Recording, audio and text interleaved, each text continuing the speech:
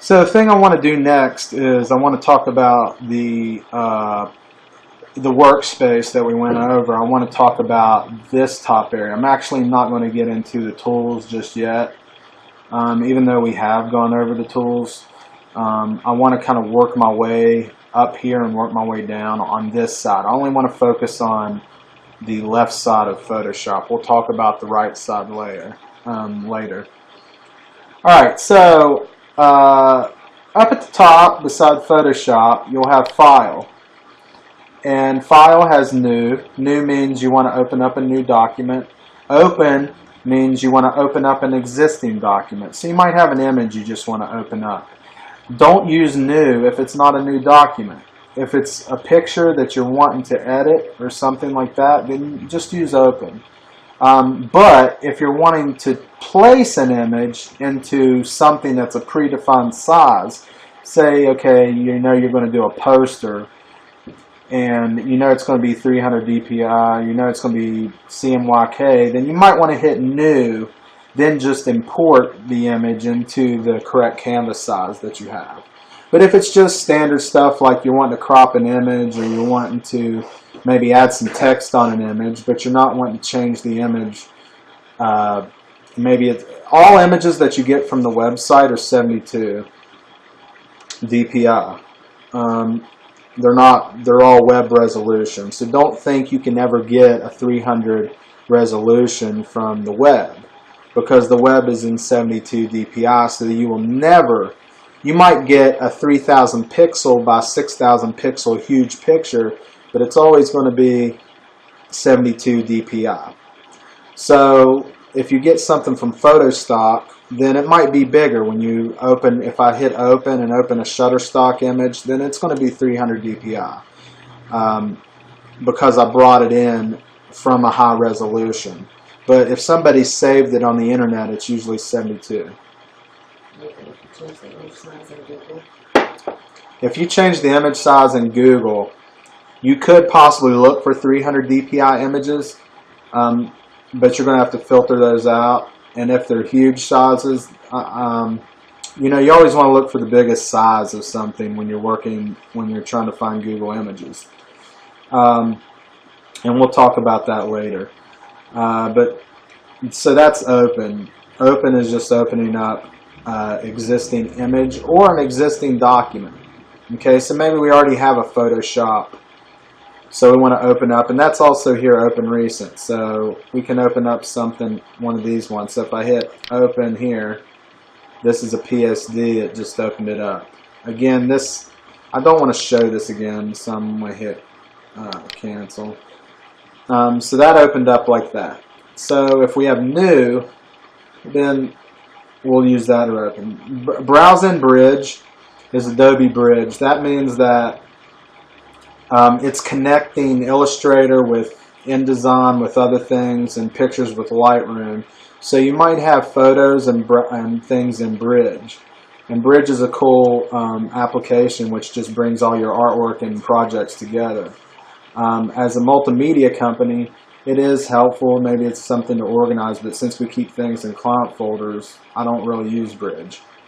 So Open As and Open As Smart Object are something a little bit more advanced. We won't really get into that. Close all. So this would close. And then Close All means it closes all of your documents that's in Photoshop. Here you have Save As. So when you click Save As, you can save everything as a Photoshop, EPS, JPEG, multiform, PDF, RAW, TIFF. One thing I want to talk about the Save As is that it's not saved for web. So Save As saves things in the 300 in the resolution that it is in. So if you can't export a PDF, you can't export a PDF. Maybe you can if you go to Layers to Files, but I wouldn't really use that. So Save As is usually you're doing that when it's print, or it's going to print, or we want to maintain the reputation, or a PDF. It's a PDF, or it's a file that is only here, which these files will only be present in export. So it's a Photoshop, or it's an EPS file, or it's a Photoshop PDF. Alright, so that's that. And then export. This is quick export as PNG, which means you can export it really quick as a PNG if that's what you want. Most of the time I use save for web. So let's say you want to save it, you're finished editing this picture. Let's go back to this. And let's say all we want to do is use this for the web. We don't need high resolution or anything like that. You're going to hit export, save for web. Okay, so now you're going to bring up your save for web. And here you have a bunch of different things, which I'm going to go over fairly quickly. You can go JPEG, GIF, PNG, PNG24. Now you'll use a PNG if you have transparent background. This might be a logo for the website, and you're going to save that as PNG24. Don't use 8. You're never going to really use 8. JPEG, which is what we have here, is what we're going to save as. We've got quality settings, which you want to look down here and see that this says JPEG 160 kilobytes. So let's say we want to make that smaller. So we might choose high instead of very high. It brought it down to 113. Then we might want to use medium. It brought it down to 52.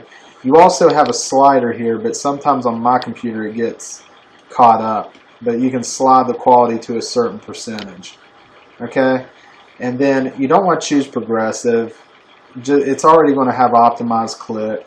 All this stuff is going to stay the same. And we'll go into this a little bit later. I'm just trying to get you used to the tools. And here's your image size. And again, it's the same. If you constrain proportions here, let's say you want to change it to 800 pixels. Now, if you change it to 800 pixels, it's going to change it to that in here. And you can see if it's blurry or not. So let's change it back down to 400 pixels and hit enter. And there we go. You cannot crop in this window. So don't, if these aren't the sizes that you want, you have to cancel this out and recrop it to where it's the right size. Quality is always going to be bicubic. Don't worry about any of these numbers. So really when you're exporting, the things you're going to worry about here is JPEG, what type of quality it is, and scroll all the way down into these image sizes. Now when you save, it's going to have you save as to a certain save as, and then we hit save, and it saved it. So you're going to find that as saved as that JPEG image. So that's how you usually do web images and things like that. So generate, share on Behance, search Adobe Stock. This is new. They have their own photo site. Place embedded and place link.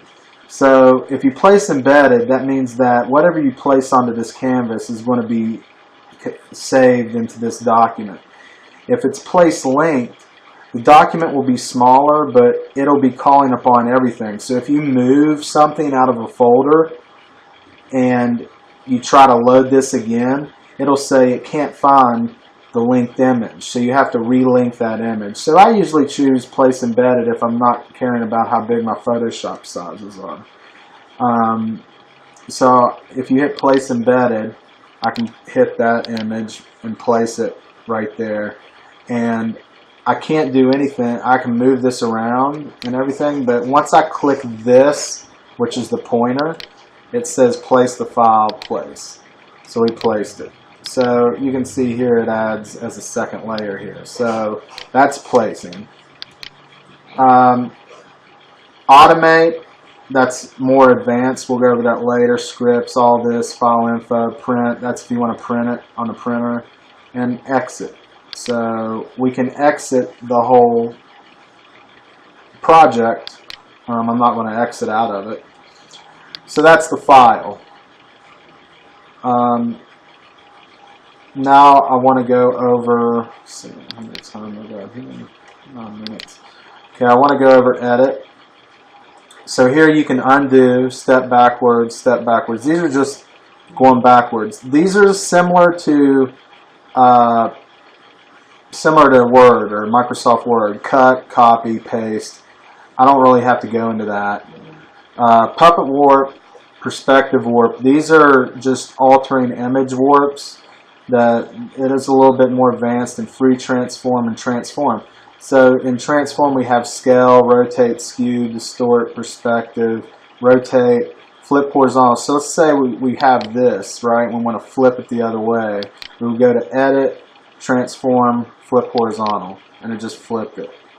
So you will use a lot of your transforms. So I can hit skew, and we can do this, and it'll skew it. Skew means there's an angle on an edge.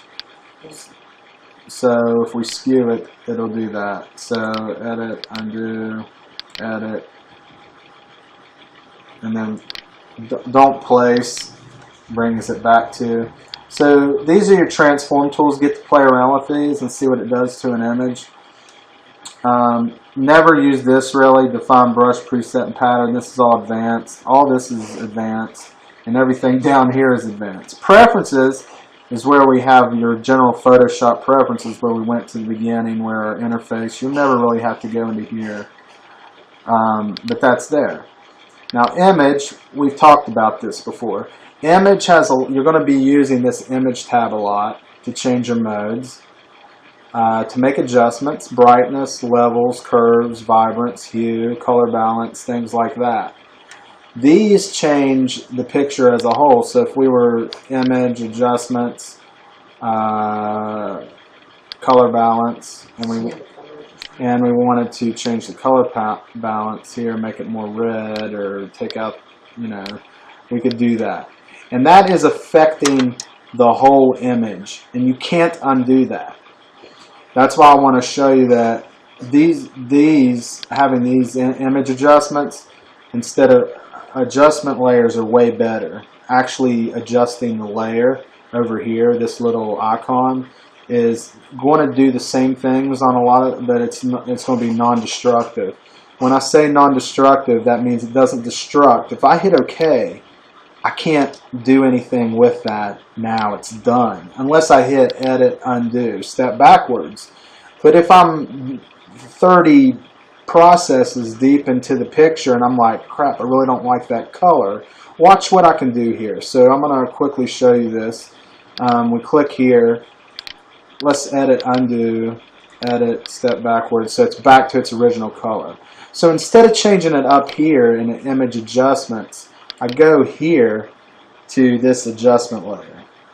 So I click on that, and then I click color balance here, and I have the same things here. I make it more red, and you can see it's doing globally because I don't have this link directly to that. If I move this down and link that directly, then that'll. But what I'm saying here is, let's say later on, 40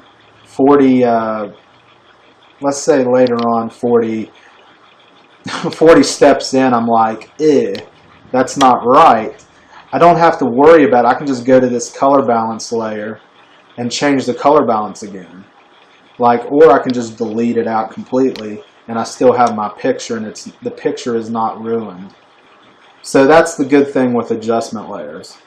Is you can adjust the image, but you really don't destruct the image. It just adds to it, so you can always go back and change it later, which that's what you should really be doing.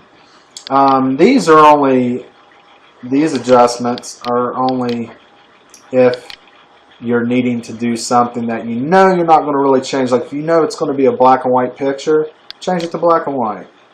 If you're never going to want that picture of color again. Another thing I'll do is